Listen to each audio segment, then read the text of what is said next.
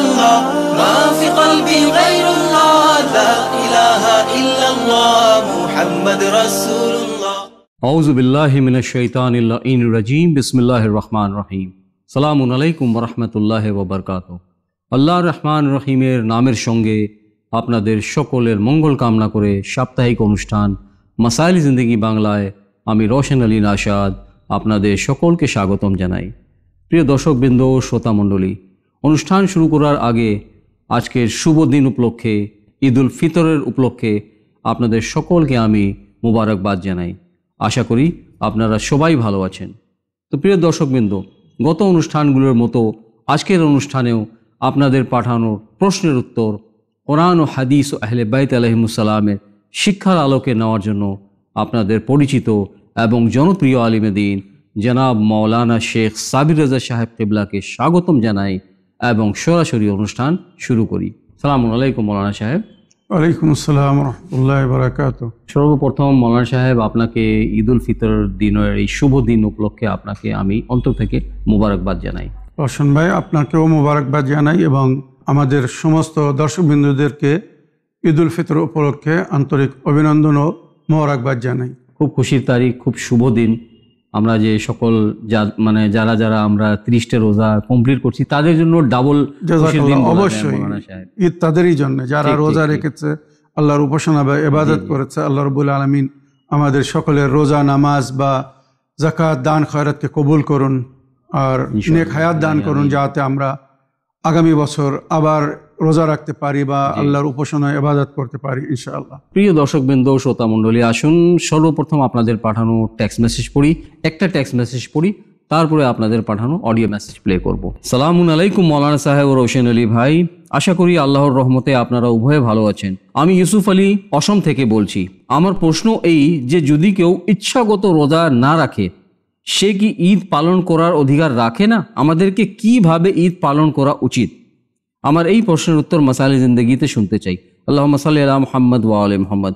ইউসুফ আলী ভাই আসাম থেকে প্রশ্ন করছেন যে যদি কেউ ইচ্ছাগত রোজা না রাখে, সে লোকজন কি ঈদ পালন করার অধিকার রাখে না রাখে না, এবং দ্বিতীয় প্রশ্নের সঙ্গে ওনার শরীয়ত অনুযায়ী কিভাবে আমাদেরকে ঈদ পালন করা বা উদযাপন করা উচিত। ওয়ালাইকুম আসসালাম ওয়া রাহমাতুল্লাহি ওয়া বারাকাতুহু। আমার প্রিয় ভাই ইউসুফ সাহেব, আপনার চিঠি লেখার জন্য আপনাকে অসংখ্য ধন্যবাদ জানাই। আপনি জানতে চেয়েছেন যারা জেনে শুনে রোজা রাখে না, জি জি, তারা কি ঈদ উদযাপন করার অধিকার রাখে, হক রাখে বা ঈদ উদযাপন করতে পারবে? জি জি। দেখুন, যদি ঈদের খুশি কেউ পালন করতে চায় কোনো অসুবিধা নেই, ঈদ উদযাপন করতে পারবে। ঠিক। তবে ঈদ কার জন্যে বা ঈদ কি যদি আমরা জানতাম তো মনে হয় কখনো ওই ভুল করতাম না যেটা আমাদের সমাজে কিছু লোকেরা করছে। মাওলাই কায়নাত ঈদ সম্পর্কে কি বলছেন শুনুন। জি। ইন্নামা হুয়া ঈদুন লিমান কাব্বালাল্লাহু সিয়ামাহু। ঈদ তার জন্য যার রোজাকে আল্লাহ কবুল করেছেন। ওয়া শাকারা কিয়ামাহু, যার কিয়ামকে আল্লাহ ধন্যবাদ জানিয়েছেন, মানে যার নামাজকে আল্লাহ পছন্দ করেছেন, কবুল করেছেন। ওয়া কুল্লু ইয়াউমিন লা ইয়াসি আল্লাহ আও কুল্লু ইয়াউমিন লা নাসি আল্লাহ ফিহি ফাহুয়া ঈদুন। যেদিন আমরা গুনাহ করি না, কোনো ব্যক্তি যদি কোনোদিন গুনাহ না করে তো সেই দিন তার জন্য ঈদের দিন। এবারে একজন ব্যক্তি সে জেনে শুনে রমজান মাসে রোজা ছেড়ে দিচ্ছে, তো তার জন্য কিসের ঈদ হতে পারে? জেনে শুনে সে গুনাহ করছে, বুঝতে হবে সেটা। জাযাকাল্লাহ।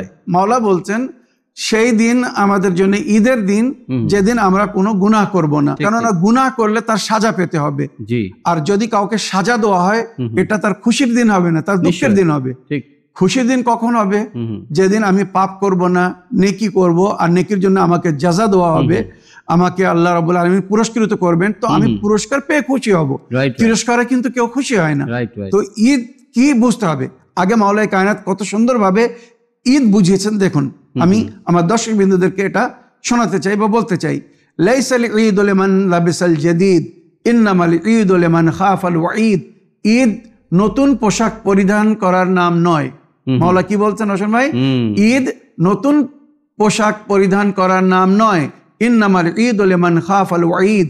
ঈদ তার জন্য যে জাহান্নামের আগুনের ভয় করে চলেছে, জাহান্নামের আগুন থেকে বাঁচার নাম হচ্ছে ঈদ।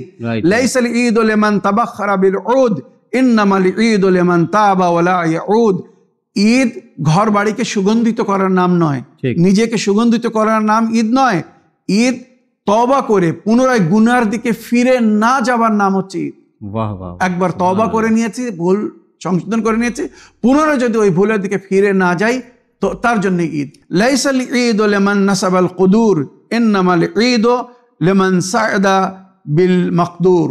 ঈদ বড় বড় দেগ চড়ানোর নাম নয়, এটা একটা সংকেত। মানে আমরা বড় বড় দেগ চড়িয়ে রান্না বান্না করি, বিরিয়ানি তৈরি হয়, বিভিন্ন খাদ্য তৈরি হয়। তো মাওলা বলছেন ঈদ সুন্দর পাকওয়ানের নাম নয়, বড় দেগ চড়ানোর নাম নয়। ইন্নামাল ঈদ লিমান সা'দা বিল মাকদুর। ঈদ নিজের নসিবের উপরে রাজি হওয়ার নাম। আল্লাহ আমার নসিবে যা লিখেছে আমি তার উপরে রাজি, খুশি। তো এটা হচ্ছে আমার জন্য ঈদ। লাইসাল ঈদ লিমান তাযায়্যানা বিযিনাতিদ দুনিয়া ইন্নামাল ঈদ লিমান তাযাওয়াদা বিযাদিত তাকওয়া। দুনিয়ার সৌন্দর্যতার মাধ্যমে নিজেকে সুন্দর করার নাম ঈদ নয়। ঈদ পরকালের জন্য, আখিরাতের জন্য জাদে রাহ সংগ্রহ করার নাম, যেটা সঙ্গে নিয়ে গেলে ওখানে আমরা খুশিতে থাকবো, আনন্দে থাকবো, আরামে থাকবো, সেইটা সংগ্রহ করার নাম হচ্ছে ঈদ। লাইসাল ঈদ লিমান রাকিবাল মাতায়া ইন্নামাল ঈদ লিমান তারাকাল খাতায়া। কত সুন্দর কথা বলেছেন। মানে ঈদ আমাদের পরিবেশে আমরা দেখি ঈদের দিনে নতুন নতুন বাইক কিনে সব চাইলে মোটরসাইকেলে ঘুরে বেড়ায়, নতুন গাড়ি কিনে, যাদের পয়সা আছে গাড়ি কিনে ঘুরে বেড়ায়, শো অফ করা হয় বা শোবাজি করা হয়। তো মাওলা বলছেন ঈদের দিন নতুন নতুন সওয়ারিতে সওয়ার হয়ে ভ্রমণ করার নাম ঈদ নয়। ইন্নামাল ঈদ লিমান তারাকাল খাতায়া। ঈদ তার জন্য যে নিজের ভুলকে ছেড়েছে, অন্যায়কে ছেড়েছে, পাপকে ছেড়েছে। শেষ কথায় মাওলা বলছেন লাইসাল ঈদ লিমান বাসাতাল বিসাত ইন্নামাল ঈদ লিমান জাওয়াজাস সিরাত। ঈদ দস্তরখান বা বাড়িতে ভালো চাদর, কালীন বিছিয়ে যেগুলো আমরা সাজাই, তো এর নাম ঈদ নয়। ঈদ তার জন্য যে পুলের সিরাত পার করেছে, মানে পুলের সিরাত পার করতে পারলে জান্নাতে যেতে পারবো, আর সেটাই হবে আমাদের আসল ঈদ। তো আমি আমার প্রিয় ইউসুফ ভাইয়ের প্রশ্নের উত্তরে যদি আমি বলি যে মাওলাই কায়নাত এই যে ঈদের অর্থ বুঝিয়েছেন, যে ঈদ কার জন্যে আর ঈদ কি, যদি কেউ একবার ভেবে দেখে তো ওই ব্যক্তি কখনো ঈদ উদযাপন করবে না যে রমজান মাসে রোজা রাখেনি বা নামাজ পড়েনি। কারণ ঈদ তার জন্য নয়, ঈদ তার জন্য যে নিজের ভুলকে সংশোধন করেছে, ভুলের দিকে ফিরে যায়নি, সমস্ত প্রকারের অন্যায় বা পাপ থেকে নিজেকে বিরত রেখেছে। তো আরেকটি কথা বলা যায় মৌলানা সাহেব, যে যেমন আমরা রোজার মাসে ইবাদত করি, রোজা রাখি, আমল করি, ঈদের দিনেও আমাদেরকে বিশেষ আমল আছে। জাযাকাল্লাহ, সুন্দর কথা বলেছে হোসেন ভাই। ঈদের খুশিতে মগ্ন হয়ে আমরা ভুল করব না, পাপ করব না, বরং ঈদের দিনে আরো সুন্দর সুন্দর আমাল করতে বলা হয়েছে। যেখানে ঈদের নামাজ পড়তে বলা হয়েছে, যাকাত দিতে বলা হয়েছে, যাকাতুল ফিতরা, যার সম্পর্কে কোরআন বলছে কাদ আফলাহা মান তাযাক্কা ওয়া যাকারা ইসমা রাব্বিহি ফাসাল্লা। যে আগে যাকাত দিয়েছে, পরে আল্লাহকে স্মরণ করার জন্য ইবাদত করেছে। মানে আগে যাকাত, পরে নামাজ। এই যাকাত কি? গরিবের হক তাকে পৌঁছে দেওয়া, যাতে সেও ঈদ করতে পারে। এক প্রয়োজনীয় ব্যক্তি, অভাবী ব্যক্তি, আপনার প্রতিবেশী, তার কাছে পয়সা নেই ঈদ উদযাপন করার জন্য, বাল বাচ্চাদের জন্য কাপড় কেনার, তো আপনি ঈদের নামাজের আগে তাকে পয়সা পৌঁছে দিন, খাদ্য পৌঁছে দিন, যাতে তার বাচ্চারাও সুন্দরভাবে ঈদ উদযাপন করতে পারে বা তার জীবনেও একটি খুশি আসে, শান্তি আসে। এই হচ্ছে ঈদ যাপন করার নিয়ম। প্রশ্ন ছিল ইউসুফ ভাই যে আমাদেরকে কিভাবে ঈদ উদযাপন করা উচিত। তো ঈদ ওইভাবে উদযাপন করুন যেভাবে আল্লাহ ও রাসূল আহলে বাইত বলেছেন। ঈদ খুশির দিন, নিঃসন্দেহে আনন্দের দিন, তবে খুশিতে আনন্দের মাধ্যমে পাপ করলে হবে না, কোনো ভুল কাজ করলে হবে না, অন্যায় করলে হবে না, বরং এই খুশিকে চিরস্থায়ী করার জন্য বা দীর্ঘ করার জন্য আমাদেরকে আল্লাহর খুশি নজরে রাখতে হবে। যে কাজ করলে আল্লাহ খুশি হন আমাদেরকে সেই কাজ করতে হবে, আর যে কাজ করলে আল্লাহ অসন্তুষ্ট হন বা আমাদেরকে সাজা দিবেন সেখান থেকে বিরত থাকতে হবে। তো আমার প্রিয় ইউসুফ ভাই, আশা করি আপনি বুঝতে পেরেছেন যে আমাদেরকে ঈদ কিভাবে উদযাপন করতে হবে বা ঈদ কার জন্যে। আশা করি আমার সমস্ত দর্শকবৃন্দরাও বুঝতে পেরেছে। আসুন, সময় হচ্ছে আপনাদের প্রথম অডিও মেসেজ প্লে করার। দেখি কোথা থেকে কে কি জানার ইচ্ছুক। আসসালামু আলাইকুম মাওলানা সাহেব এবং রোশন ভাই, আপনাদের প্রতি দোয়া রইল। আমি আসাম আলমগঞ্জ খুটা বাগরা থেকে মীর হুসাইন বলছি। আমি জানতে চাচ্ছি যে অনেকে বলে থাকে যে কোরআনের জের জবর পেশ সাহাবী এবং নবীর জামানায় নাকি ছিল না, হাজ্জাদ বিন ইউসুফ যে জবর পেশ আবিষ্কার করে দিয়েছে। আমি জানতে চাই যে আসলে কোরআনের যে জবর এবং পেশ কে করেছে, এই বিষয়ে আমি মাসালে জিন্দিগিতে জানতে চাচ্ছি। ওয়ালাইকুম আসসালাম ওরহমতুল্লাহ ওবরকাত। প্রিয় মীর ভাই, আপনার প্রশ্নের মাধ্যমে মাসাইলে জিন্দেগি বাংলা অনুষ্ঠানকে সহযোগিতা করার জন্য আমি আপনার ধন্যবাদ জানাই। খুব সুন্দর প্রশ্ন করছেন আপনি। মৌলানা সাহেব মীর হোসেন ভাই আসাম থেকে প্রশ্ন করছেন, খুটা বাগড়া। আপনার প্রশ্ন যে এই যে আমরা যে কোরআন শরীফের মধ্যে এখন যে দেখতে পারি, কারণ আপনি তো জানেন মৌলানা সাহেব, যখন কোরআন নাজিল হয়েছিল তখন জের জবর পেশ কিছু ছিল না। এটা পরে মানে খেলাফতের যুগে করা হয়েছে। তো অ্যাকচুয়াল মানে ক্রেডিটটা কাকে দেওয়া উচিত, বা শরীয়ত অনুযায়ী ইতিহাসে যেটা পাওয়া যায় রেওয়ায়াতে, এই জের জবর পেশ মানে এটা কে স্টার্ট করছে? খুব সুন্দর প্রশ্ন আমার মীর হোসেন ভাই। ওয়ালাইকুম আসসালাম ওরহমতুল্লাহি ওয়া বারাকাতুহু। আপনার সুন্দর প্রশ্ন রাখার জন্য আপনাকে অসংখ্য ধন্যবাদ জানাই মীর হোসেন ভাই। যেটা আমাদের ইতিহাসে লেখা হয়েছে আর বাস্তবে এটাই হকিকত। হাজ্জাজ বিন ইউসুফ অনেক পরে মাওলায়ে কায়নাত হযরত আলী ইবনে আবি তালিব আলাইহিস সালামের যুগে, মাওলায়ে কায়নাত হযরত আলী আলাইহিস সালামের জমানায় যখন এসে কিছু সাহাবীরা নালিশ করলো যে মাওলা, আজকে মসজিদে কিছু সাহাবীরা তেলাওয়াত করছিল কিন্তু তাদের উচ্চারণ সঠিক ছিল না। ঠিক ঠিক, কোরআন ভুল পড়ছিল। জাযাকাল্লাহ। তো এর কি উপায়? সুতরাং মাওলায়ে কায়নাত সঙ্গে সঙ্গে বললেন, আপাতত যে কোরআন মানে আছে ওটাকে সব নিয়ে আসো, মানে পুরানো যুগে হাতের লেখা কোরআন হতো, নিয়ে আসো। তো মাওলায়ে কায়নাত একটা একটা করে যত কোরআন সে সময় ছিল সমস্ত কোরআনে জবর জে লাগিয়েছিলেন। আচ্ছা আচ্ছা, মনে রাখবেন এখানে বিস্তৃত অনেক ঘটনা আছে, আজ আমার সময় নেই বলে আমি বলতে পারছি না। তো মাওলায়ে কায়নাত কোন অক্ষরের উপরে, কোন আয়াতের উপরে কিভাবে এরাব লাগিয়েছেন এর পিছনে অনেক বড় ঘটনা আছে। আর সর্বপ্রথম জের জবর বা পেশ লাগিয়ে উবাই বিন কাব নামক সাহাবীকে দিয়েছিলেন। উবাই বিন কাব উনি বিখ্যাত, আর ওনার তিলাওয়াতও বিখ্যাত ছিল। তো মাওলায়ে কায়নাত উবাই বিন কাবকে জবর জের লাগিয়ে কোরআন দিয়েছিলেন যাতে উনি তেলাওয়াত করে শোনাতেন সবাইকে, উবাই বিন কাব। তো মাওলায়ে কায়নাত জবর জের পেশ লাগিয়ে উবাই বিন কাবকে দিয়েছিলেন যে আপনি যেভাবে আমি জবর জের পেশ লাগিয়েছি এইভাবে সঠিকভাবে তেলাওয়াত করে সবাইকে শোনান, যাতে সবাই শুনে জানতে পারে যে কোরআনের কোন শব্দটা, কোন অক্ষর বা কোন বাক্যটা কিভাবে আমাদেরকে পড়তে হবে। তো মীর হোসেন ভাই, বাস্তবে কোরআনের যিনি মানে জের জবর লাগিয়েছিলেন উনি ছিলেন মাওলা আলী আলাইহিস সালাম। মনে রাখবেন, হাজ্জাজ বিন ইউসুফের অনেক আগের কথা এটা, ইনশাআল্লাহ। প্রিয় দর্শকবৃন্দ, আসুন আরেকটি টেক্সট মেসেজ পড়ি। সালামুন আলাইকুম মাওলানা সাহেব ও রোশন আলী ভাই, আশা করি আল্লাহর রহমতে আপনারা উভয়ে ভালো আছেন। আমি এহসান আলী বিলাসীপাড়া ধুবড়ি থেকে বলছি। আমার প্রশ্ন এই যে ঈদুল আজহা এবং ঈদুল ফিতরের মধ্যে কোনটি ঈদের ফজিলত বেশি এবং কোনটি ঈদের নামাজ ফরজ, এবং ঈদি রূপে কি টাকা ছোট্ট ছেলে মেয়েকে দেওয়া কি সত্যি নেকির কাজ? এই প্রশ্নের উত্তর মাসাইলে জিন্দেগি অনুষ্ঠানে শোনার ইচ্ছুক। দোয়ার আবেদন রইল। এহসান আলী ধুবড়ি থেকে প্রশ্ন করছেন যে ঈদি রূপে ছোট ছেলে মেয়েকে ঈদি দেওয়াটা কি সত্যি নেকির কাজ, এবং ঈদুল আজহা এবং ঈদুল ফিতর এই দুই ঈদের মধ্যে কোন ঈদটার ফজিলত বেশি এবং কি ঈদের নামাজ ফরজ? ওয়ালাইকুম আসসালাম রহমতুল্লাহ বারাকাত। আমার প্রিয় ভাই, আপনার চিঠি লেখার জন্য আপনাকে ধন্যবাদ জানাই। আপনি জানতে চেয়েছেন দুই ঈদের মধ্যে কোন ঈদের ফজিলত বেশি। উভয় ঈদের ফজিলত নিজের জায়গায়। ঈদুল ফিতর আমরা উদযাপন করি রোজা পুরো হওয়ার খুশিতে, বা পুনরায় সেই পুরনো দিন, মানে যে দিনের বেলা আমরা পানাহার করতাম সেই দিন ফিরে পাওয়ার জন্য। তো ঈদুল ফিতর রমজান মাসের রোজা পুরো হওয়ার বা কবুল হওয়ার খুশিতে পালন করি, আর ঈদুল আজহা আমরা হজ পুরো হওয়ার খুশিতে বা কুরবানি কবুল হওয়ার খুশিতে আমরা ঈদুল আজহা পালন করি। তো উভয় ঈদ যার সে নিজের জায়গায় একটা আহমিয়ত বা ফজিলত রাখে। আর সবচেয়ে বড় ঈদ যেটাকে আহলে বাইত বলেছেন সেটা হচ্ছে ঈদে গাদির, যে ঈদটা আমরা উদযাপন করি পুরো দিন কমপ্লিট হওয়ার পরে, মানে যেদিন পুরো দিন কমপ্লিট হয়েছিল। দিনের একটি অংশ হচ্ছে রোজা, দিনের একটি অংশ হচ্ছে হজ। মানে এটা চিন্তার বিষয় কিন্তু। তো আমরা একটি অংশ পুরো হওয়ার কারণে ঈদুল ফিতর করছি, আর আরেকটি অংশ পুরো হওয়ার কারণে আমরা ঈদুল আশা করছি। পালন আর করছি। যেদিন পুরো দিন পরিপূর্ণ হয়েছিল, কোরআনে আয়াত ছিল সেটা, জাযাকাল্লাহ আল ইয়াউমা আকমালতু লাকুম দীনাকুম ওয়া আতমামতু আলাইকুম নি'মাতি ওয়া রাযীতু লাকুম আল ইসলামা দীনা। আল্লাহ রাব্বুল আলামিন বলছেন, আজ আমি দিনকে কমপ্লিট করলাম, পরিপূর্ণ করলাম, নেয়ামতকে সমাপ্ত করলাম, আর তোমাদের জন্য এই ইসলামকে পছন্দ করলাম। কবে? যখন গাদির খুমের ময়দানে 18 জিলহিজ্জা নবী করিম সাল্লাল্লাহু আলাইহি সাল্লাম মাওলায়ে কায়নাতের ওলায়াতের ঘোষণা করেছিলেন।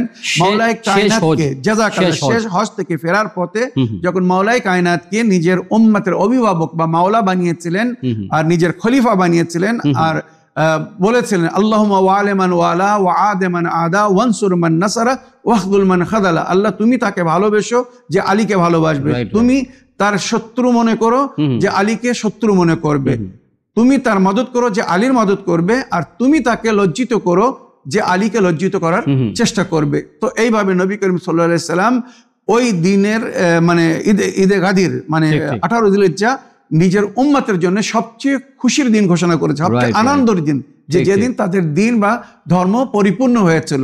তো মনে রাখবেন আমার প্রিয় ভাই, ঈদ উল ফিতর বলুন বা ঈদ উল আজহা বলুন, ও ভাই নিজের জায়গায় সম্মানিত স্থান রাখে, আর যা সেই নিজের জায়গায় মর্যাদা বা ফজিলত রাখে। আমাদের জন্য ও ভাই ঈদকে যুগের ইমামের উপস্থিতিতে বা ইমাম বা নবীর উপস্থিতিতে ফরজ এই নামাজ ইমামের পিছনে পড়ার জন্য বা নবীর পিছনে পড়ার জন্য, কিন্তু ইমাম বা নবীর অনুপস্থিতিতে এটা সুন্নতে মুআক্কাদা। সুন্নতে মুআক্কাদা মানে প্রায় ওয়াজিবের নিকটে, মানে পড়ার জন্য গুরুত্ব দেওয়া হয়েছে।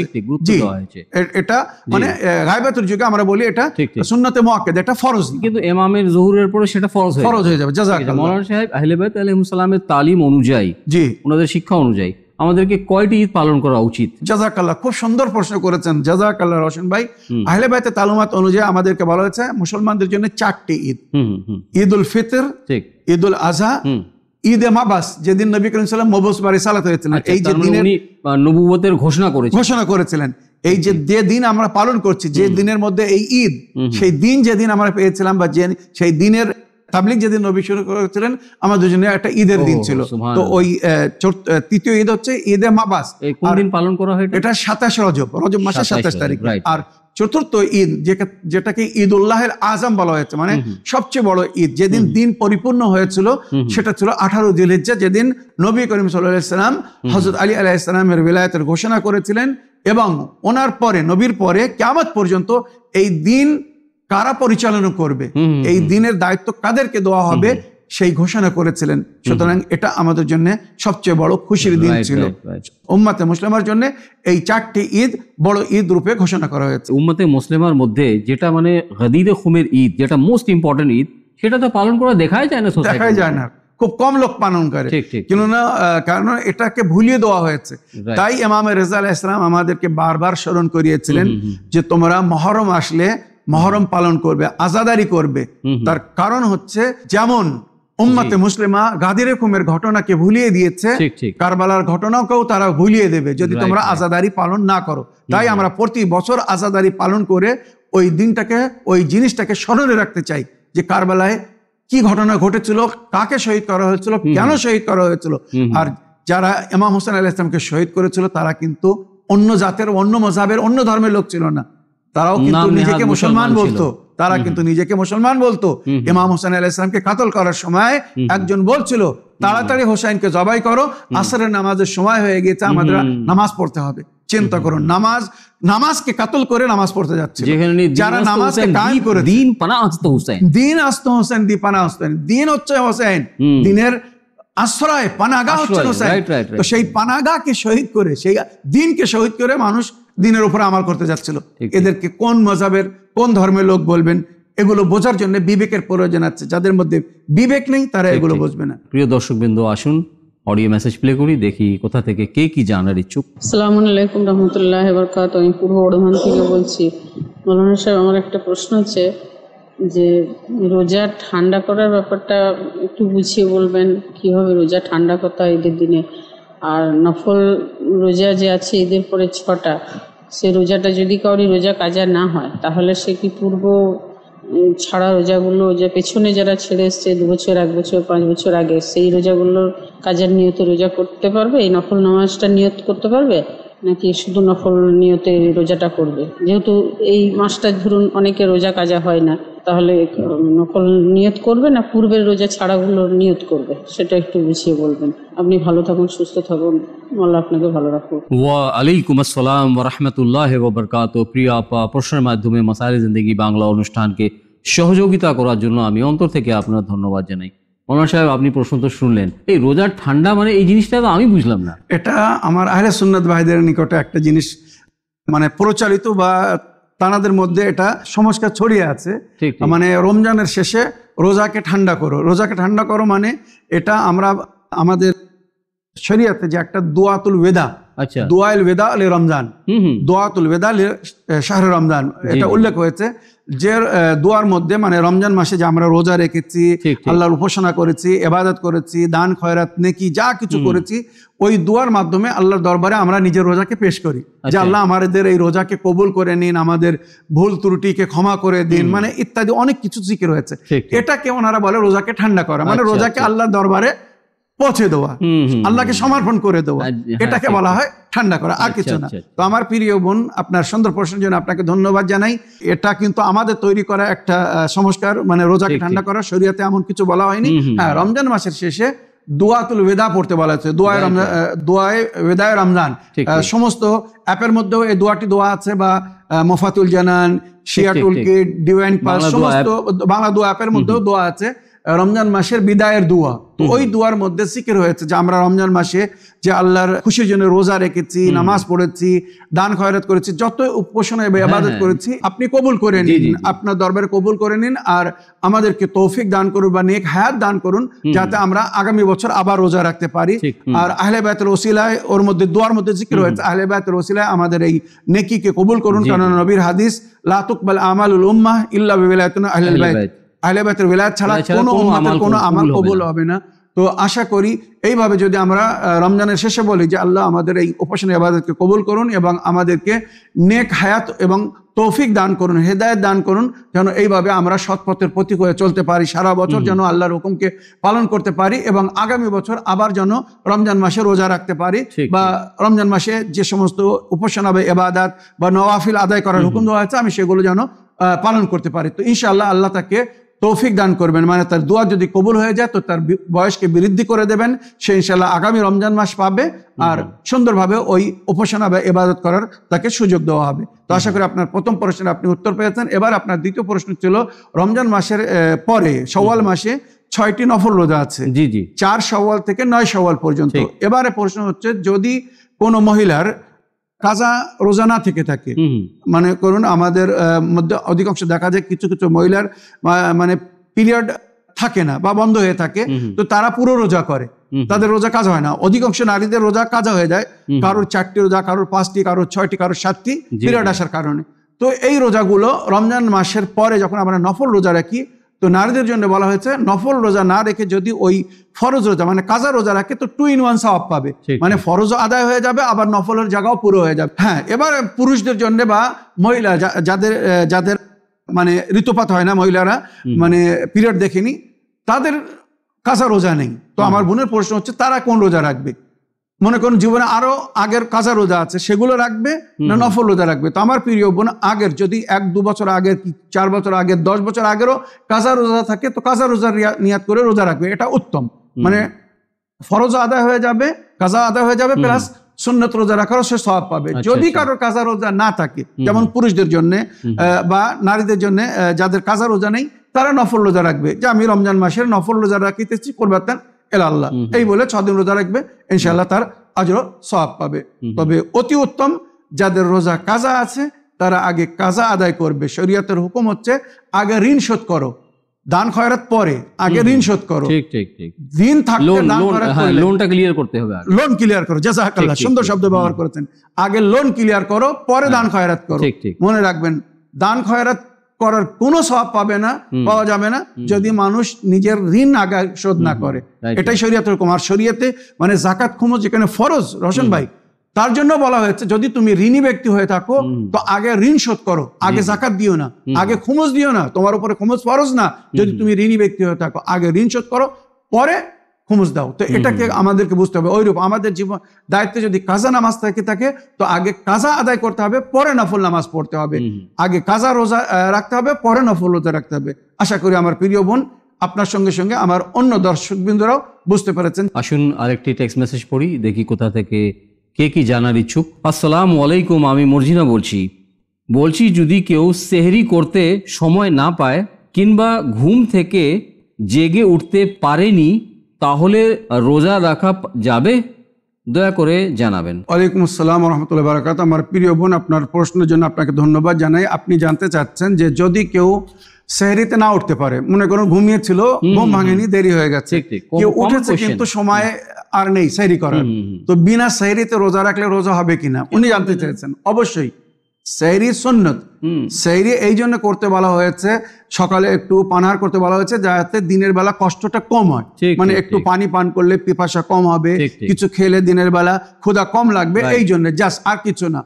তবে ক্ষুধার কষ্ট বা পিপাসার কষ্টকে অনুভব করার নামই হচ্ছে রোজা।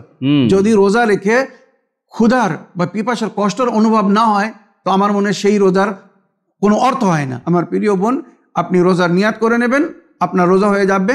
বরং যদি ক্ষুধা পিপাসা বেশি হয়, হয়তো আপনার স্বভাবও বেশি হতে পারে। রাইট। বেশি। প্রিয় দর্শকবৃন্দ, নেক্সট অডিও মেসেজ প্লে করি, দেখি কোথা থেকে কে কি জানার ইচ্ছুক। আসসালামু আলাইকুম মৌলানা সাহেব, আমি আলিপুর থেকে বলছি। আমার নাম মমতাজ বেগম। আমার একটা সমস্যা আছে, আমার শ্বশুরের জমিন ওর বড় ভাই মানে জোর করে দখল করছে, তো এই জমিনটা কীভাবে পাওয়া যাবে, এরকম আয়াত বা কোরআনের সূরা কালাম থাকলে বলবেন খুব তাড়াতাড়ি। আর শুক্রবারের দিন এই মাসালা জিন্দেগিতে প্রশ্নের উত্তরটা দিবেন আমার, খুব দয়া করে। আসসালামু আলাইকুম মৌলানা সাহেব। ওয়ালাইকুম আসসালাম ওয়া রাহমাতুল্লাহি ওয়া বারাকাতুহু। প্রিয় আপা বা প্রিয় বোন, প্রশ্নের মাধ্যমে মাসালা জিন্দেগি বাংলাকে সহযোগিতা করার জন্য আমি আপনার ধন্যবাদ জানাই। মৌলানা সাহেব, প্রশ্নটা অ্যাকচুয়ালি সিভিল সুটের, মানে মাটি জমিনের ব্যাপার, তো এটা মানে লিগ্যাল মানে কোয়েশ্চেন বলা যায়। কিন্তু উনি এক্সপেক্ট করছেন যে আপনি এমন কোনো আয়াত বা দোয়া বলে দিন যার মাধ্যমে উনি হয়তো ওনার প্রপার্টিটা ঘুরে পাওয়ার কিছু বা ফিরে পাওয়ার কিছু একটা আশা থাকে। ওয়ালাইকুম আসসালাম ওয়া রাহমাতুল্লাহি ওয়া বারাকাতুহু। আমার প্রিয় বোন, আপনার শ্বশুর মশাইকে বলুন, যার জমিন ওনার বড় ভাই দিচ্ছে না বা হড়প করে নিয়েছেন, ঠিক, তো লিগ্যাল প্রসেসের মাধ্যমে এটাকে অর্জন করার চেষ্টা করতে হবে। লিগ্যাল প্রসেস মানে কোর্ট কাছারি বা যেটা রুল অ্যান্ড সিস্টেম অ্যাডমিনিস্ট্রেশনের মাধ্যমে এটা উকিল ধরে এটা করতে হবে। এবারে আপনি রুহানি এর জন্য কোনো উপায় চেয়েছেন যে কি করলে হয়তো তাড়াতাড়ি ফিরে পাওয়া যাবে, তো এর জন্য আমি একটা আমাল বলে দিচ্ছি। যদি আপনি করতে পারেন বা আপনার ওই শ্বশুরমশাই করতে পারেন, তো আশা করি আমার মনে হয় 1 সপ্তাহের মধ্যে উনি ওনার ওই জমিন ফিরে পেতে পারেন। আর সেটা হচ্ছে সূরা বাকারার আমাল করতে হবে। 7 বার সূরা বাকারা পড়তে হবে, কিন্তু একসঙ্গে না, 7 দিন। মনে করুন এটা শুরু করতে হবে শুক্রবারের দিনে আর শেষ হবে বৃহস্পতিবারের দিনে। একবার সূরা বাকারা পড়তে হবে, পুরো সূরা বাকারা একবার পড়তে হবে। আর সূরা বাকারা পড়ার পরে ওই ব্যক্তির নাম লিখতে হবে একটা কাগজের উপরে, যে ব্যক্তি মানে জমিনটা হড়প করে রেখেছে, দিচ্ছে না। যদি সত্যি এই লোকের হক হয়ে থাকে তো দিতে তখন বাধ্য হয়ে যাবে। এর মধ্যে এমন আসার আছে, এমন প্রভাব আছে। তো সূরা বাকারা পড়ার পরে ওই ব্যক্তির নাম নিয়ে, মানে যে ব্যক্তি জমিটাকে কবজা করে রেখেছে, দিচ্ছে না, তার নাম নিয়ে তার নামের উপরে ফু দিতে হবে। আর ফু দেওয়ার সময় বলতে হবে, আল্লাহ তুমি এই ব্যক্তিকে তৌফিক দান করো, সে যেন প্রাপ্য ব্যক্তির হক তাকে ফিরিয়ে দেয়, অধিকার তাকে ফিরিয়ে দেয়। আর ওখানে বলা হয়েছে সূরা বাকারা পড়তে হবে।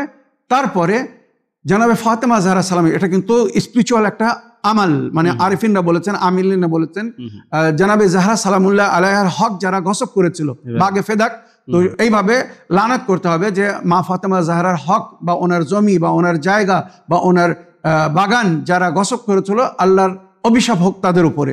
এইভাবে লানাত করার পরে এবারে 580 বার সালাওয়াতে ফাতেমা জাহরা সালামুল্লাহ আলাইহা পড়তে বলা হয়েছে।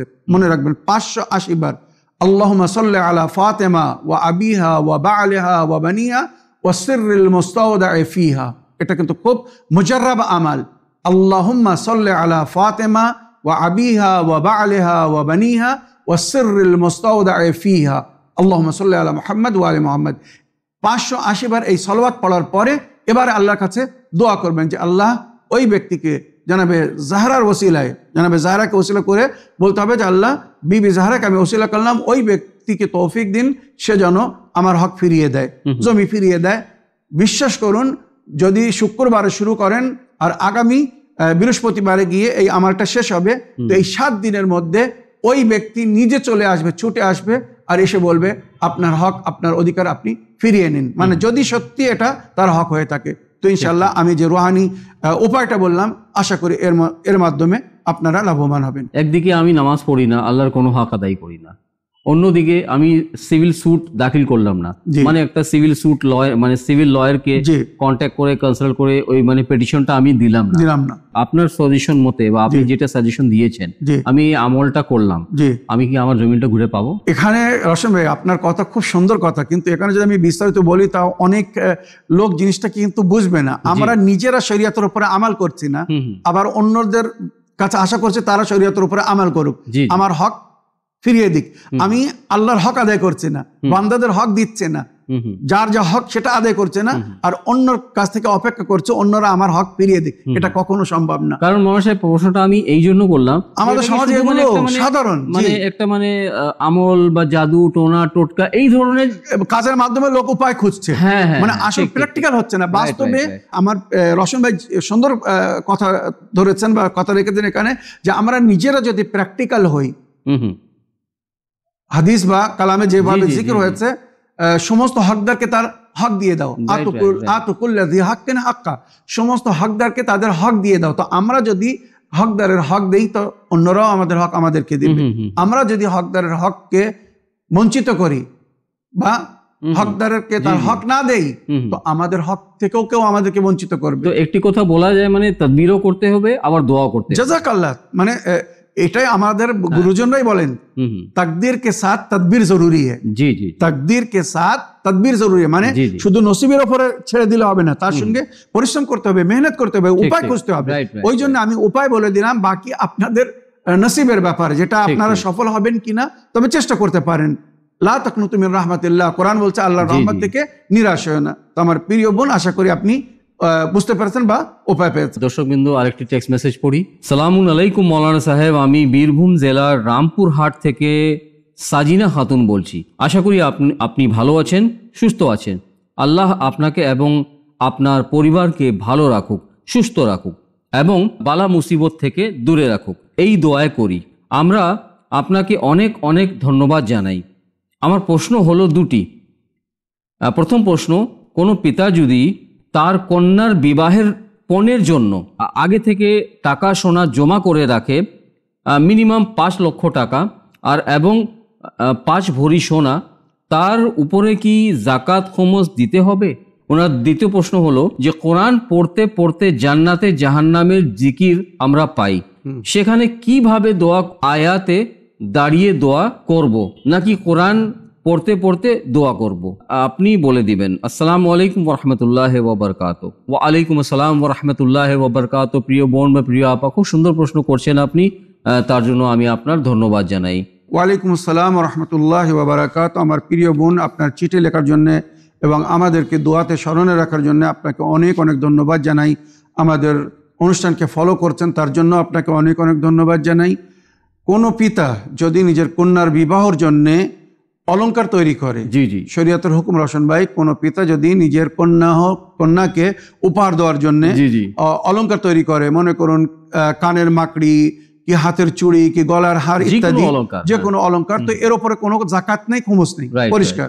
কিন্তু যদি পয়সা থাকে, যেটা শরীয়তের হুকুম, যদি পয়সা মানে ব্যাংকে পয়সা রেখে আছেন, তো ওই পয়সা 1 বছর পুরো হয়ে গেলে তার উপরে খুমুস দিতে হবে, জাকাত না, তার উপরে খুমুস দিতে হবে, মানে 20%, 5 ভাগের 1 ভাগ। মনে করুন 5 লাখ টাকা উনি জমা করেছেন, তো 5 ভাগের 1 ভাগ কত হবে? 1 লাখ টাকা। 1 লাখ টাকা ওনাকে খুমুস দিতে হবে। 1 বছরের মধ্যে যদি কন্যার বিবাহ হয়ে যায় তাহলে ওনাকে খুমুস দেওয়ার প্রয়োজন নেই। আর যদি 1 বছর মধ্যে বিবাহ না হয়, মনে করুন কয়েক বছর ধরে উনি জমা করছেন, তো একবার যে পয়সার উপরে খুমুস দেওয়া হয়ে গেছে, দ্বিতীয়বার তার উপরে খুমুস নেই। আচ্ছা আচ্ছা, এটাই কিন্তু একটা রুল এন্ড সিস্টেম। মনে করুন 5 লাখ টাকা উনি ব্যাংকে ফিক্স করে রেখেছেন নিজের কন্যার বিবাহের জন্য, তো ওই 1 বছর হয়ে গেলে ওই 5 লাখের উপরে 1 লাখ খুমুস বাইর হবে। তো ওনার কাছে যদি টাকা থাকে তো উনি 1 লাখ টাকা খুমুস বাইর করে দেবেন, ওই 5 লাখ টাকা পাক হয়ে গেল, ওই টাকার আর কোনো খুমুস বা জাকাত দেওয়ার কোনো প্রয়োজন নেই। হ্যাঁ, জাকাত এবং খুমুস থেকে যদি কেউ বাঁচতে চায় তার সুন্দর উপায় হচ্ছে অলংকার তৈরি করে রাখতে হবে। অলংকারের উপরে কোনো জাকাত নেই বা খরচ নেই। অলংকার যদি কেউ তৈরি করে রাখে, হ্যাঁ, 1 বছর পরে কি অলংকার উপরে কোনো জাকাত খরচ নেই। শরীয়তের হুকুম হচ্ছে মানে কন্যার বিবাহের জন্য, হ্যাঁ, কেউ যদি নিজের ব্যক্তিগত ব্যবহারের জন্য অলংকার তৈরি করে, কোনো নারী বা মহিলা, আর সে যদি ব্যবহার না করে, তার মানে এটা তার প্রয়োজনের বাইরে। তো আশা করি আমার প্রিয় বোন, আপনার প্রথম প্রশ্নের আপনি উত্তর পেয়েছেন। এবার আপনার দ্বিতীয় প্রশ্ন ছিল, যখন আমরা কোরআন পড়ি তো বিভিন্ন আয়াতে জান্নাতের জিকির আসে বা জাহান্নামের জিকির আসে, সেই সময় আমাদেরকে কি দোয়া করা উচিত, বা স্টপ করে দোয়া করা উচিত, না কোরআন পড়তে পড়তেই মনে মনে দোয়া করা উচিত? আমার প্রিয় বোন, উভয়টাই শরীয়তে বৈধ বা জায়েজ বা বলা হয়েছে। আপনি মনে মনে দোয়া করবেন এইভাবে, যখন জান্নাতের আয়াত পড়বেন, আল্লাহুম্মা জাআলনি মিন আহলিল জান্নাহ ওয়া আজিরনি মিনান নার, আল্লাহ আমাকে জান্নাতবাসী করবেন আর জাহান্নামের আগুন থেকে মুক্তি দান করবেন।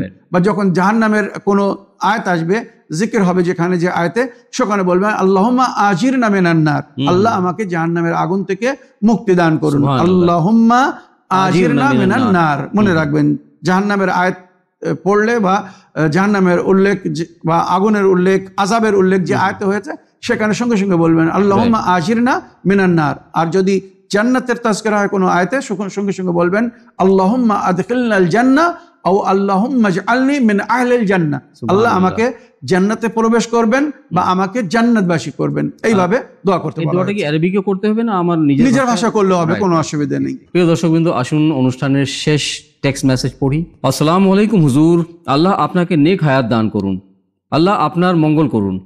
আমার প্রশ্ন হলো, তাকলিদ কি আসলে?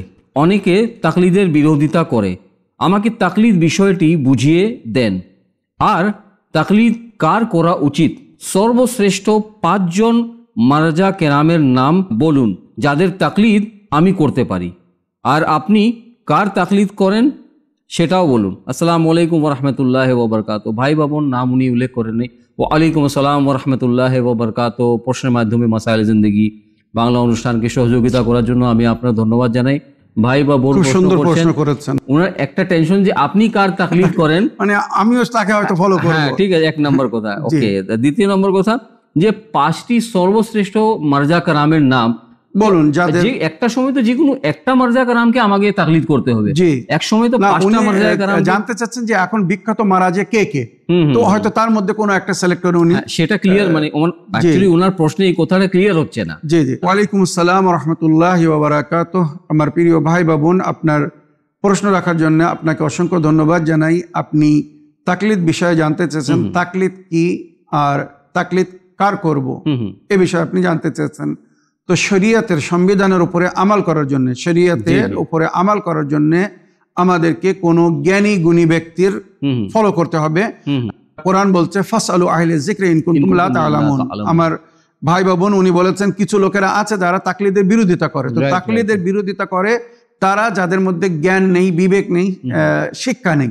কেননা সাধারণ বিবেকও আমাদেরকে বলে যদি কিছু তুমি না জানো তো তার কাছে জানো যে জানে। না মৌলানা সাহেব, এখানে আরেকটি কথা আছে, যে বঙ্গভাষী এরিয়ায় বা যেখানে বাংলা ভাষা বলা হয়, জি, ওগুলো এরিয়ায় দেখা যায়, অনেক জায়গায়ও দেখা যায় যে তাকলিদ মানে কি মুরিদ হওয়াটা। ওটা আমাদের সাধারণ ভাষায় ওটা এক ধরনের পীর ধরা বা মুরিদ হওয়া বলা হয়। Right right. তো ডিফারেন্সটাও বলে দিবেন। জি, জাযাকাল্লাহ। এখানে পীর ধরা বা কারোর হাতে হাত দিয়ে মুরিদ হওয়া না, একটা শুধু একটা কল্পনা করতে হবে, একটা নেক নিয়ত করতে হবে যে অমুক মুজতাহিদ।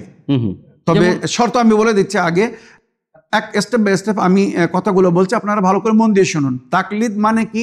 শরীয়তের উপরে আমাল করার জন্য কোনো মুজতাহিদের ফতোয়াকে ফলো করা। মনে রাখবেন, তাকলিদ 1 নম্বর। শরীয়তের উপরে আমাল করার জন্য কোনো মুজতাহিদ, জামিউশ শারায়েত, মুজতাহিদ সব মুজতাহিদের তাকলিদ কিন্তু হয় না। মুজতাহিদ জামিউশ শারায়েত হতে হবে। জামিউশ শারায়েত বলতে সে যেন পুরুষ হয়, কোনো নারীর তাকলিদ জায়েজ না। রশন ভাই, 1 নম্বর পুরুষ হয়। দ্বিতীয়, সে যেন সাবালক বালিগ হয়, কোনো বাচ্চার তাকলিদ হবে না। আল্লামা হিল্লি 9 বছরে উনি মুজতাহিদ হয়ে গেছিলেন, কিন্তু ওনার তাকলিদ হয়নি যতদিন উনি বালিগ না হয়েছিলেন। তো বালিগ হতে হবে, আকিল, বুদ্ধিজীবী, মানে সে যেন বিবেকধারী হয়, বুদ্ধিজীবী হয়। কোনো মানে বিবেকহীন বুদ্ধির তাকলিদ করলে হবে না, জ্ঞানহীন বুদ্ধির মানুষের তাকলিদ করলে হবে না, যাদের মধ্যে সদ্বুঝ নেই, বিবেক নেই, তাদের তাকলিদ করলে হবে না। তারপরে শিয়া ইসনা আশারি হতে হবে, কোনো গায়রে শিয়ার তাকলিদ করলে হবে না। কিন্তু এখানে শিয়া ইসনা আশারি মানে 12 ইমামের মান্যওয়ালা শিয়া যদি মুজতাহিদ হয় তাহলে তার তাকলিদ করা যাবে। শিয়া ইসনা আশারি ছাড়া কোনো মুজতাহিদের তাকলিদ জায়েজ না। হালাল জাদা হয় সে যেন পবিত্র সন্তান হয়, অপবিত্র সন্তানকে ফলো করা যাবে না। হালাল জাদা যদি না হয় তাকে ফলো করা যাবে না, বুদ্ধিজীবীর জন্য ইশারা যথেষ্ট। জিন্দা হোক, কোনো মৃত ব্যক্তি তাকলিদ হবে না, মনে রাখবেন। যার তাকলিদ করবেন সে যেন জীবিত হয়। জীবিত মুজতাহিদের ফতোয়ার উপরে আমল করতে বলা হয়েছে। হ্যাঁ, মৃত কোন মুজতাহিদের তাকলিদ আপনার জন্য বৈধ বা জায়েজ? যার আপনি আগে থেকে তাকলিদ করছিলেন। মনে করুন আমি খুই সাহেবের তাকলিদ করছিলাম, উনি পল্লব গমন করেছেন, ওনার পরে জীবিত মুজতাহিদ হচ্ছেন আয়াতুল্লাহ সিস্তানি সাহেব, এখন বিশ্বে সবচেয়ে বেশি ওনার তাকলিদ হচ্ছে। তো ওনার ফতোয়া অনুযায়ী মনে রাখবেন, এটাই শরীয়তের হুকুম। জীবিত মুজতাহিদ যদি আপনাকে অনুমতি দেন যে আপনি এর আগে যে মুজতাহিদের তাকলিদ করছিলেন উনি আমার চেয়ে বেশি শিক্ষিত ছিলেন, সুতরাং আপনি তার ফতোয়ার উপরে যে ফতোয়াগুলো মুখস্থ আছে, মনে আছে, আমি স্মরণে রেখে আছি, সেই ফতোয়ায় আমি ওই মুজতাহিদের তাকলিদ করতে পারি যিনি পল্লব গমন করেছেন। তাছাড়া নতুন মাসলা মাসাইলে আমাকে নতুন মুজতাহিদের, জীবিত মুজতাহিদের তাকলিদ করতে হবে, এটা মনে রাখবেন। তো মুজতাহিদ জীবিত হোক। আর আদিল, আদিল মানে সে শরীয়তের উপরে পরিপূর্ণভাবে যেন আমাল করে, মানে ওয়াজিবকে না ছাড়ে, হারামকে যেন না করে, আদিল ব্যক্তি হতে হবে। যে আদিল না তাকলিদ করা যাবে না। আর শেষ শর্ত হচ্ছে আলাম। আলাম মানে মনে করুন একটি মাসলায় বিভিন্ন মত এসেছে, কয়েকজন মুজতাহিদ সবাই মত দিয়েছেন, তো সেখানে ভিন্ন ভিন্ন মত এসেছে, আপনি কার কথা শুনবেন? তো শরীয়ত বলছে আলাম। আলাম মানে সবচেয়ে বেশি শিক্ষিত, যে তার তাকলিদ করতে হবে। এখানে যে কোনো মুজতাহিদের তাকলিদ করলে হবে না। যে বিষয়ে মতভেদ হবে সে বিষয়ে ওই মুজতাহিদের তাকলিদ করতে হবে যিনি সবচেয়ে বেশি জ্ঞান রাখেন, সবচেয়ে বেশি শিক্ষিত। এবারে হয়তো প্রশ্ন হতে পারে যে কে সবচেয়ে বেশি শিক্ষিত, এটা আমরা কি করে জানবো? এর জন্য জ্ঞানী ব্যক্তিদের কাছে জিজ্ঞাসা করতে হবে, যারা আহলে ইলম, আহলে খেবরা যাদেরকে বলা হয়েছে, তারা বলবে যে বর্তমান যুগে এখন যে সমস্ত মুজতাহিদিনদের তাকলিদ হচ্ছে, যেমন উদাহরণস্বরূপ আমার বোন বা ভাই নাম জানতে চেয়েছেন, আয়াতুল্লাহ সিস্তানি সাহেবের তাকলিদ হচ্ছে, আয়াতুল্লাহ বাশিরুন নাজিফি সাহেবের তাকলিদ হচ্ছে, আয়াতুল্লাহ খামনাই সাহেবের তাকলিদ হচ্ছে, আয়াতুল্লাহ মাকারিম সিরাজি সাহেবের তাকলিদ হচ্ছে, আয়াতুল্লাহ শেখ ওয়াহিদে খোরাসানি তাকলিদ হচ্ছে। কয়েকজনের আমি নাম নিলাম। তো এনাদের মধ্যে যিনি সবচেয়ে বেশি উচ্চ শিক্ষিত হবে তার তাকলিদ করতে হবে। বিভেদ যে সমস্ত মাসলার মধ্যে তা থাকলে। আর এখন বিশ্বে মনে করুন সবচেয়ে বেশি সিস্তানি সাহেবের তাকলিদ হচ্ছে। তো আপনি আপনার হিসেবে তদন্ত করে দেখুন কোন মুজতাহিদ সবচেয়ে বেশি শিক্ষিত, তাকে ফলুন, তার তাকলিদ করুন। আর তাকলিদের সম্পর্কে কোরআন বলছে ফাসআলু আহলা যিকরি ইন কুনতুম লা তা'লামুন, তোমরা আহলে যিকরের কাছে জিজ্ঞাসা করো যেটা তোমরা জানো না। সুতরাং শরীয়তের মাসলা যেটা আমরা জানি না সেটা তাদের কাছে জিজ্ঞাসা করতে হবে যারা জানে। কেননা শরীয়তের উপরে রওশন ভাই আমাল করার তিনটি রাস্তা। এক, হয় নিজে মুজতাহিদ হতে হবে, কোরআন হাদিস থেকে নিজে মাসলা পুট আউট করে তার উপর আমাল করতে হবে। আর যদি আমি মুজতাহিদ না হই তখন আমাকে কোনো মুজতাহিদের তাকলিদ করতে হবে, যে শরীয়তের সমস্ত সংবিধানকে পড়ে বুঝে আমাদের জন্য ফতোয়া দিচ্ছেন তার থাকলে। আর তৃতীয় একটা রাস্তা দেখানো হচ্ছে, এটা কিন্তু সকলের জন্য সহজ না, এর জন্য অতি শিক্ষিত হওয়ার প্রয়োজন আছে, কোরআন হাদিসের জ্ঞান রাখার প্রয়োজন আছে। এটা হচ্ছে ইহতিয়াতের উপরে আমাল করা। ইহতিয়াত মানে আমি কোরআনের সমস্ত আয়াতের উপরে আমার নজর আছে, সমস্ত হাদিসের উপরে নজর আছে, সমস্ত মুজতাহিদিনদের ফতোয়ার উপরে আমার নজর আছে। এর মধ্যে থেকে আমি সঠিক জিনিসকে নিজে সিলেক্ট করব। আমি কিন্তু মুজতাহিদ, আমি ফতোয়া দিচ্ছি না, বুঝতে পেরেছেন? বা কোনো মুজতাহিদের আমি তাকলিদ করছি না, কিন্তু আমি জ্ঞান রাখি, মানে কোরআন ও হাদিসের জ্ঞান রাখি, বা মুজতাহিদের সমস্ত মুজতাহিদের ফতোয়া জানি এই বিষয়। তো তার মধ্যে থেকে আমার এতটা বিবেক আছে, বুদ্ধি আছে, বা আমার মধ্যে এতটা ক্ষমতা আছে, এটা শিক্ষার কারণে, জ্ঞানের কারণে, যে এইটা সবচেয়ে উত্তম, এটা বলে ইহতিয়াত। তো ইহতিয়াতের উপরেও আমাল করা যাবে, তবে এর জন্য কিন্তু প্রায় মুজতাহিদ হতে হবে, মানে মুজতাহিদ না হলেও প্রায় মুজতাহিদ হতে হবে, মানে জ্ঞান রাখতে হবে সেই ধরনের।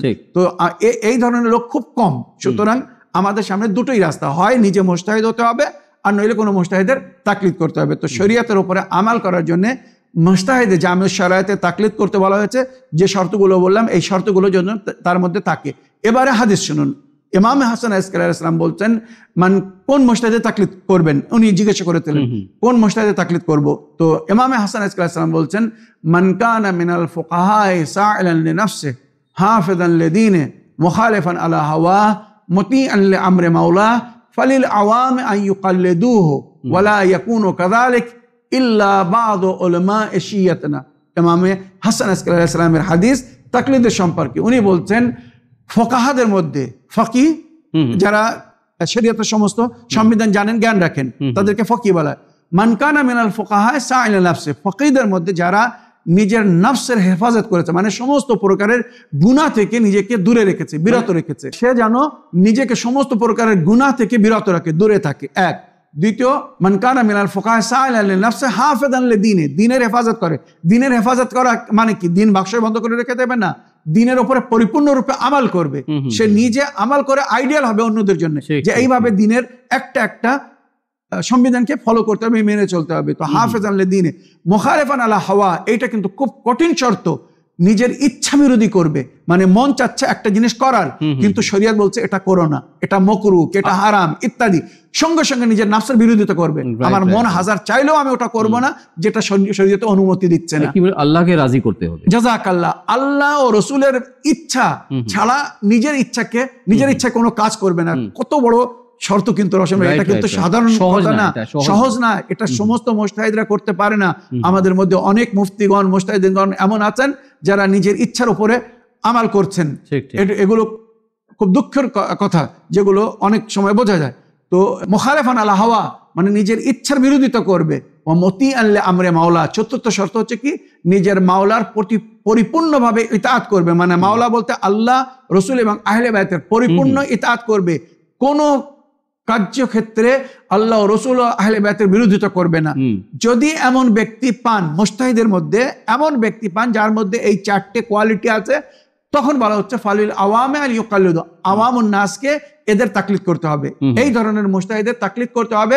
তারপরে ইমাম হাসান আসকারী সাহেব বলছেন, ওয়ালা ইয়াকুনু কাযালিক ইল্লা বা'দু উলামায়ে শিয়াতুনা, এমন ফকি আপনারা পাবেন না, বা এমন ফকি নেই, কিন্তু আমাদের শিয়াদের মধ্যে কিছুরা, মানে উনি বলে দিচ্ছেন যে সমস্ত মুজতাহিদিনরা এমন হবে না, কিন্তু আমাদের অনুগামী অনুসারী শিয়াদের মধ্যে, শিয়া মুজতাহিদের মধ্যে কিছুরা এমন হবে যাদের তাকলিদ করতে বলা হচ্ছে। এটা মনে রাখবেন। আর যুগের ইমাম বলেছেন, আম্মাল হাওয়াদিস ওয়া আম্মাল হাওয়াদিস ফারজু ইলা রুওয়াতি হাদিসিনা, যখন তোমাদের সামনে নতুন নতুন মাসলা মাসাইল পেশ আসবে, তোমরা আমাদের হাদিসের যারা রাবি, রুয়াত, তাদের দিকে রুজু করো, মানে তাদের সঙ্গে সম্পর্ক করো। মানে উলামা, মুজতাহিদিন যারা আহলে বাইতের তালিমাত বা ওনাদের হাদিস আমাদেরকে বলেন, এনাদের সঙ্গে সম্পর্ক করতে বলেছেন। কেন?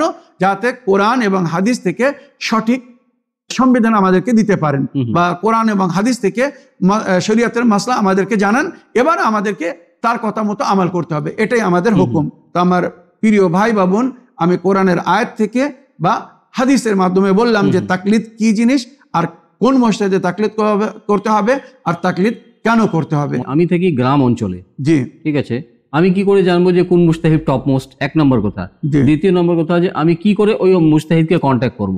তো কি আমি কোন বই কিতাবকে ফলো করব, না আপনাদের মতো আলিমকে ফলো করব? জাযাকাল্লাহ, খুব সুন্দর প্রশ্ন রশন ভাই। এ বিষয়ে বলা হয়েছে, তুমি তোমার এলাকার আলিমিন, কয়েকজন আলিমকে জিজ্ঞাসা করো যে এখন বর্তমান কোন মুজতাহিদ সবচেয়ে টপ, মানে সবচেয়ে উচ্চ শিক্ষায় শিক্ষিত, বা যদি মুজতাহিদিনদের সম্পর্কে তৌজিল মাসাইল ইত্যাদি যে বই আছে, ওই বইগুলো পড়ে যদি মনে একটা বিশ্বাস জাগে যে এনার ফতোয়া পড়ে মনে শান্তি পাচ্ছি, বা খুব সুন্দর লাগছে, ইনি সমস্ত ফতোয়া কোরআন ও হাদিস থেকে দলিল দিয়ে সুন্দর করে লিখেছেন, তখন আপনি সেই মুজতাহিদে তাকলিদ করতে পারেন। তবে এ বিষয়ে মানে রশন ভাই, আগের যুগ ছিল যখন কমিউনিকেশন সিস্টেম খুব শর্ট ছিল বা সীমিত ছিল, তখন এইটা অসুবিধা ছিল।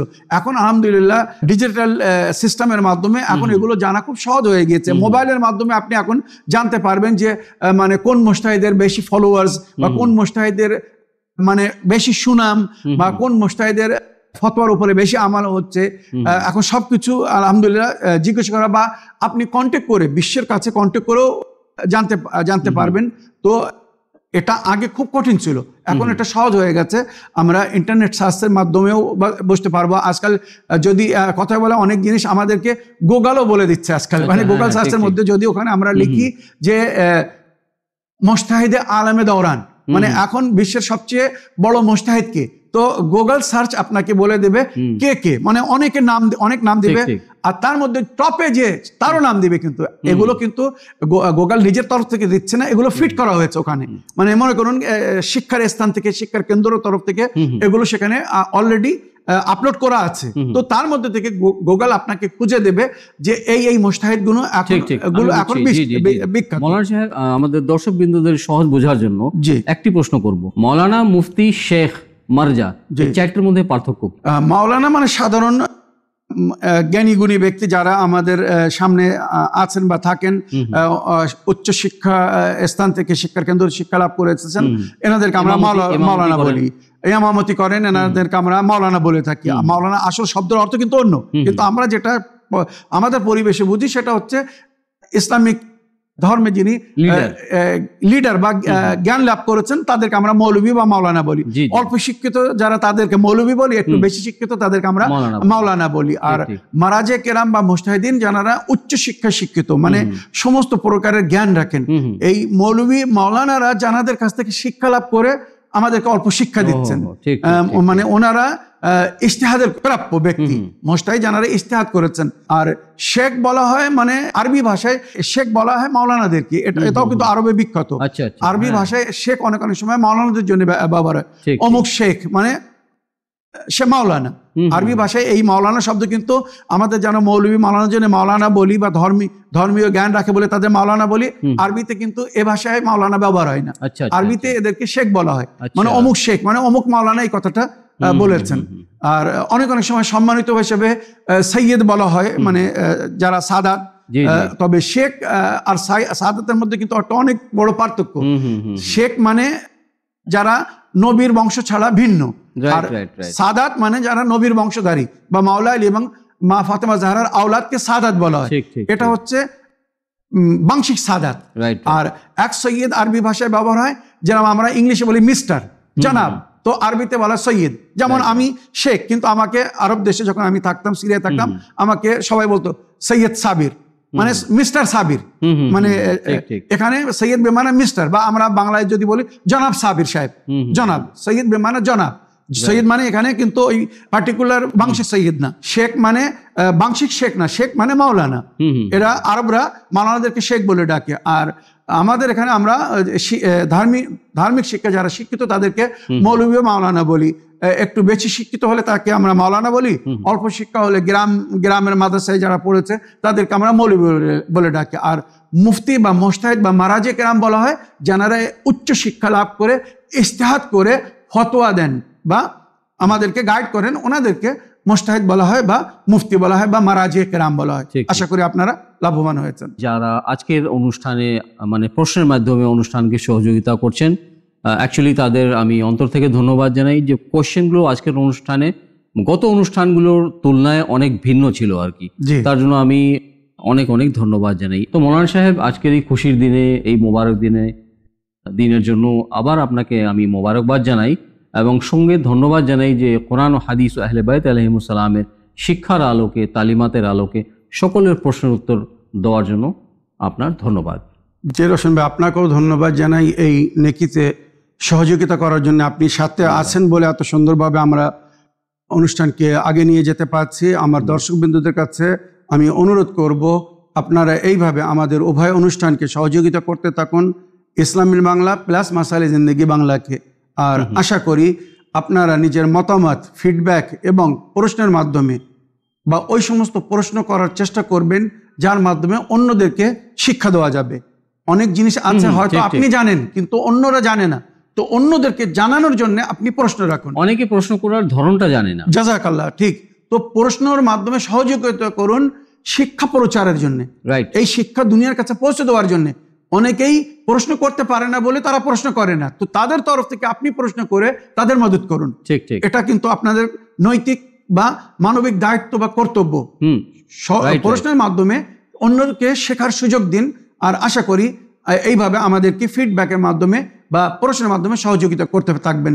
অবশেষে আরও একবার আপনাদের সকলকে পবিত্র ঈদ উল ফিতর উপলক্ষে আন্তরিক অভিনন্দন ও মোবারকবাদ জানিয়ে আমি এখানে বিদায় চাই বা আপনাদের কাছে অনুমতি চাই।